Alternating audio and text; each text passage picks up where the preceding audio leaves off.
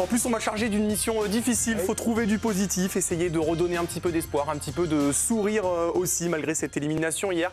Mais franchement, je suis sincère, le tableau n'est pas tout noir et on va vous montrer pourquoi tout n'est pas à jeter.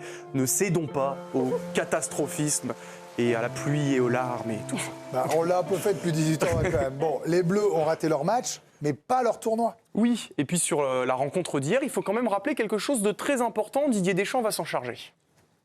Et il y a aussi le mérite de l'adversaire. C'est le très haut niveau. On a une équipe d'Espagne qui est très forte. De par ce qu'elle a fait, elle a démontré ce soir.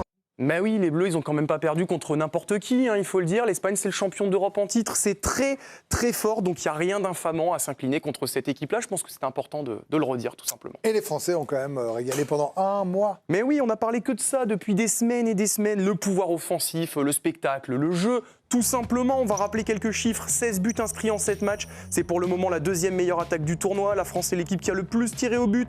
Kylian Mbappé est pour le moment le meilleur buteur du tournoi. Michael Olise est pour le moment le meilleur passeur du tournoi.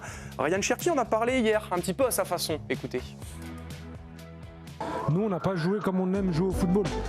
Vous l'avez ressenti jusqu'à maintenant, quand on joue notre football, c'est extraordinaire. C'est extraordinaire. Mais là, aujourd'hui, ils ont joué comme ils voulaient, et pas nous.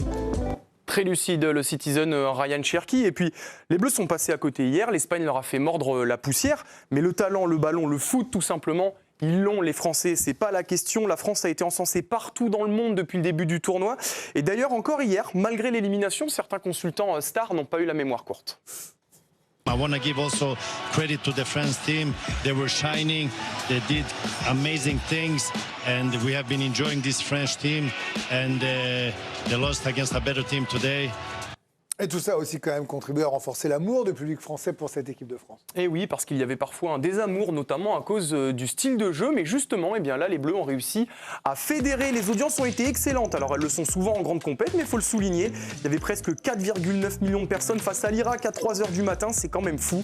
Et sinon, on n'est jamais descendu sous les 10 millions, malgré certains horaires tardifs. En plus, là, les chiffres que je vous montre, c'est uniquement M6. Hein. On n'a pas compté beIN Sport. Et donc, pour France-Espagne hier, eh bien, on a passé les 20 millions de téléspectateurs. C'est énorme et ce sera évidemment la plus grosse audience de l'année en France. Et alors hier, Benoît Cosset et Lucas Métairie étaient à une fan zone à l'hippodrome de Longchamp. Ils ont parlé à des supporters. Il y avait de la déception bien sûr, mais aussi de la gratitude pour cette aventure. Mais bon, on est fiers d'être français, ils font un bon parcours et bon voilà, on peut pas gagner à chaque fois. On peut pas gagner à chaque fois, voilà. On a fait une Coupe du Monde qui est incroyable, ils nous ont fait vibrer, vive la France.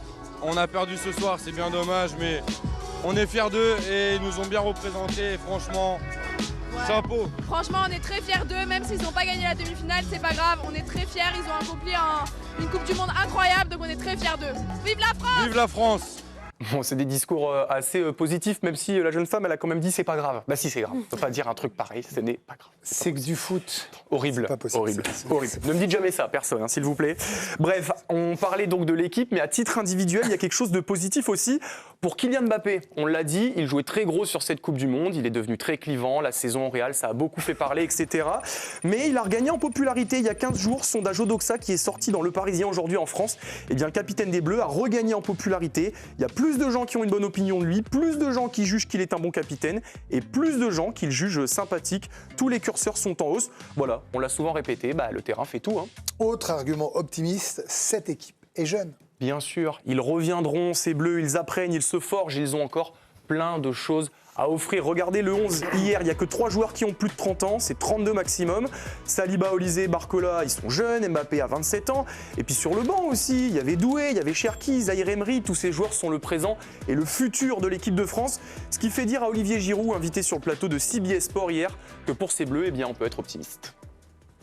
You always learn. When you lose, I want to say, it's basic, but, I hope this team will come back stronger in the future. They have so many young, talented players. And the French football, is still providing so many talent players. And I'm not worried for French football. Et encore une fois, c'est une demi-finale de Coupe du Monde, c'est pas rien, quoi. Bah oui, c'est le dernier carré, c'est le top 4 sur 48 équipes. La France a gagné 6 matchs sur 7, on ne peut pas sous-estimer tout ça. Le foot français est quand même à un niveau où une demi-finale de Coupe du Monde est vue comme un échec. C'est dire quand même le niveau dans lequel on est. Et puis il faut rappeler que ça n'a pas toujours été le cas. La France n'a pas toujours été un grand pays de foot. Le palmarès en Coupe du Monde, c'est 2 titres, 2 finales, 2 troisième places. Et d'ailleurs, cette troisième place, donc faut pas l'oublier, les Bleus vont jouer samedi contre le perdant du match entre l'Angleterre et l'Argentine. Et ils auront l'occasion de réaliser quelque chose d'assez rare, c'est le fait de terminer 3 fois de suite sur le podium d'une Coupe du Monde. L'Allemagne a réussi cette prouesse à 3 reprises, le Brésil une seule fois, mais personne d'autre l'a fait, donc ça montrerait aussi l'incroyable régularité du foot français au plus haut niveau. Voilà, c'est sain de critiquer, bien évidemment, c'est normal de le faire, de se remettre en question pour ne pas reproduire les erreurs et gagner la prochaine fois, mais ça ne veut pas dire qu'il faut paniquer et tout remettre en question. Merci Romain Arran. Allez, bravo, merci à Kevin et Victor. Vous disiez quoi? Merci. Ah oui, merci. Ah oui. J'ai essayé, écoute. Ah, mais c'est vrai. Non, mais je pense qu'il fallait qu'on attaque de manière un peu frontale, là, pendant 1h30, ce qu'on a fait depuis 18h20. Il fallait dire la vérité des choses, c'est-à-dire qu'on a été déçus, on était tristes, on ne s'attendait pas à ça, on l'attendait mieux, c'est factuel. Maintenant, quand on creuse un peu, et c'est ce qu'on va faire là, dans cette partie de débat, ce qu'on fera sans doute un peu plus demain, et ce qu'on fera encore davantage à la rentrée, maintenant qu'il y aura d'autres, c'est de se dire finalement, Ambre, est-ce qu'il n'y a pas une petite graine qui a été plantée? Est-ce que ce n'est pas le début de quelque chose? Si, avec un nouveau sélectionneur. Très bon pourquoi, bravo. En effet, moi, en fait, après ce que je disais tout à l'heure, après 2024, j'ai tellement demandé à ce que cette équipe nous procure enfin quelque chose. Sous le mandat de Didier Deschamps, on s'est tellement ennuyé, on a tellement vociféré sur ce qu'il nous a proposé, on a tellement voulu voir plus. En fait, moi, mon baromètre, c'est l'émotion. J'avais envie de voir de l'émotion dans les matchs et j'en ai eu.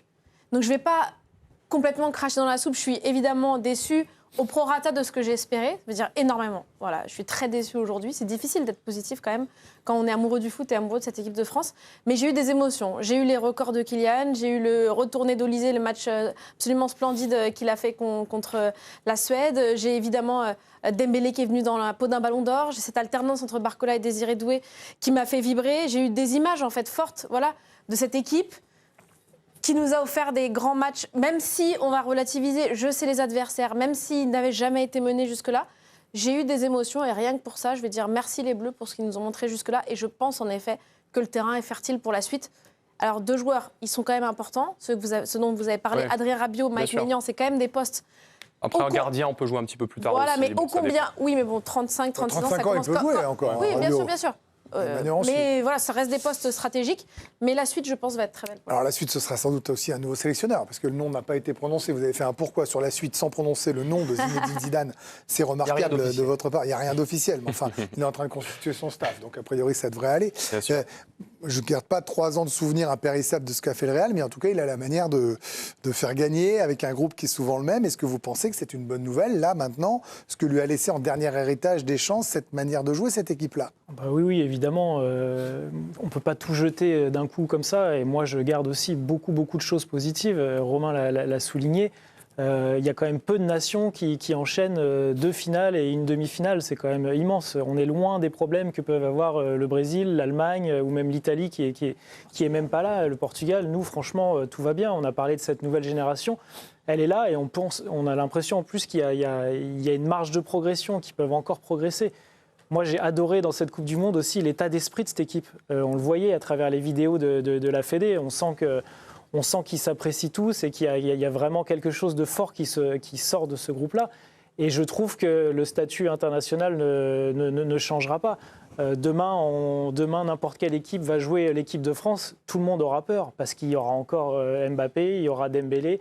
On garde encore cette puissance qui fait peur à tout le monde. Donc, tout va bien, on a perdu, mais il y a encore plein de choses à garder. Oui, mais je vois que quelqu'un est j'ai Maroui qui dodeline de la tête. Là, j'ai le dodelinage rouillite. Oui, parce que moi, je suis un peu, encore une fois, énervé parce que j'entends... Non, mais... Olivier, vous avez énervé Olivier? Non, pas du tout, mais il a raison, parce que je regardais les mêmes vidéos. Détends-toi, la route, détends-toi, ça va bien se passer. Non, mais je vais par rapport au match, on me dit, oui, c'était une bonne ambiance, c'était une bonne équipe, c'était les... Bon, d'accord.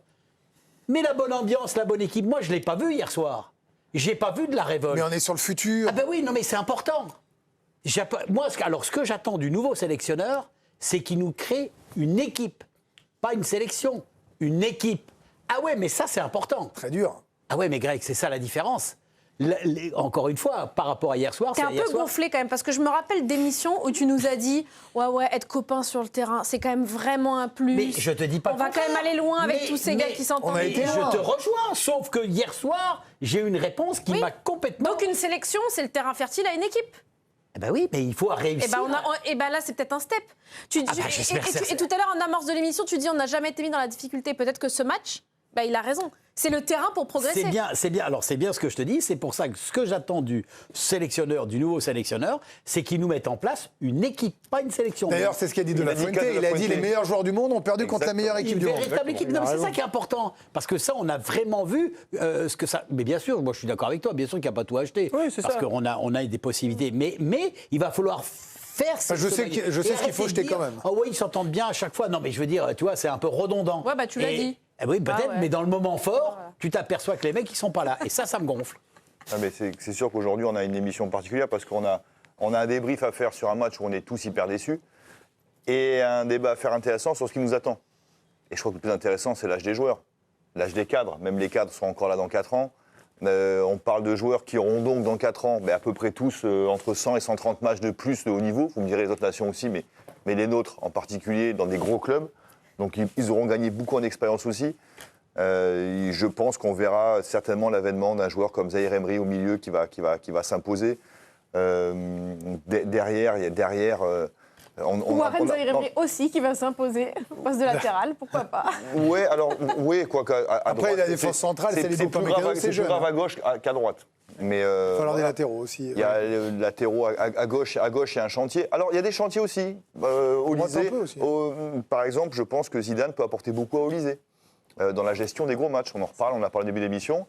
Olysée dans les gros matchs, je pense qu'il y a un sujet. Voilà, donc il y a plein de chantiers super excitants, je trouve, pour Zidane. Et comme on dit dans le jargon, en ce moment, il a un matériel extraordinaire. Extraordinaire. Effectivement, la phrase de La Fuente, je pense qu'il a tout dit hier. Les meilleurs joueurs du monde ont perdu contre la meilleure équipe. Et tout est là. Et le chantier de Zizou, il est là aussi. Allez, merci Romain. On continue pour cette note d'optimisme dans un instant. Merci. On repart. Comment Deschamps a raté sa sortie. Voilà, on y va comme ça, dans le zig, dans le zag, dans le rouge, dans le vert. Vous restez avec nous, c'est le DG.